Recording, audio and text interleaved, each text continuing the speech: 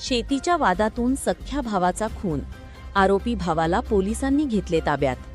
अर्जुनी मोरगाव तालुक्यातील परसटोला येथे शेतीच्या हिश्श्याच्या वादातून सख्ख्या भावाने भावावर कुऱ्हाडीने हल्ला करून ठार मारल्याची धक्कादायक घटना बुधवारी दिनांक 17 जून सकाळी 10 वाजताच्या सुमारास घडली। पोलिसांनी दिलेल्या माहितीनुसार मृतक मोहन मंगरू कवडो वय 47 व आरोपी नारायण मंगरू कवडो वय 44 हे सख्खे भाऊ असून त्यांच्या वडिलांनी दोघांना शेतीचे वाटप करून दिले होते। वडिलांचा सांभाळ मृतक करत असल्यामुळे त्यांच्या हिश्श्यावरील 4 बांध्या मृतक पेरत होता। याच कारणावरून आरोपीने वडिलांच्या हिश्श्यावरील बांध्या मला द्या अशी मागणी करत मृतकाशी वाद घातला।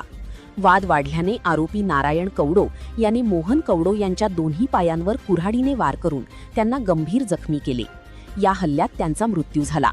या प्रकरणी मृतकाची पत्नी कविता मोहन कवडो वय 40 यांच्या फिर्यादीवरून केशोरी पोलीस ठाण्यात अपक्र 108/2026 नुसार भारतीय न्याय संहिता BNS कलम 103/1 अंतर्गत गुन्हा दाखल करण्यात आला आहे।